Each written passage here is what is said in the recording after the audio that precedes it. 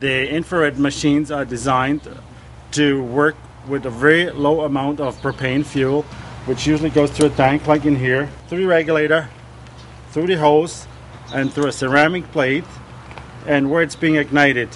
And the ceramic plate is very thin and fragile, and that's where the mixture of air and fuel goes together, being ignited, and creates the heat down here.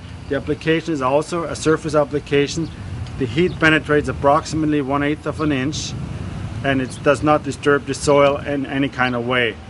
And the consumption of the fuel is approximately 1 pound an hour. A tank will last for approximately 7.5 to 8 hours on continuous work.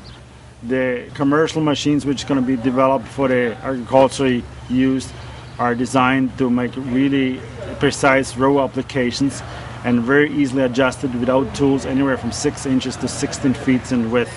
Also, a protection shield can be mounted on the side, so you do have the ability to touch the crop on the side without doing any damage to them. The biggest advantage using infrared versus an open flame is that the consumption of the fuel, the precise operation, and also the low noise. By using infrared in a method like this, will reduce the use of fuel by approximately 80%. This was burned about 18 hours ago in very warm, sunny conditions, very optimal.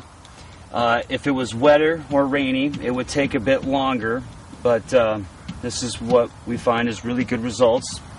All the above ground matter is dead, and these plants are a bit large, so there might be some regrowth, but it certainly has knocked them back a bit. And coming in 10 days to 14 days, if we do get regrowth, we'll be able to flame that again and really knock it down. These weeds were a bit large for this sort of technology, but it definitely has stunted them a bit. Another treatment or two would probably remove them completely.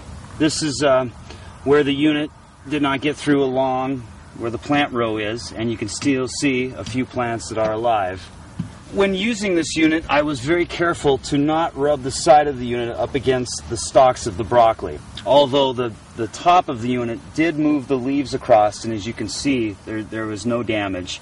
All of the heat is focused at the ground, so it doesn't really affect the leaves as you push across. This plot was treated with the burner about 10 days ago, and as you can see, we have real nice control of the young weeds. Here's a plant that was a bit larger when it was treated, so there is some regrowth, but the broccolis are doing just fine, and we actually have fairly decent coverage really right up close to the plants.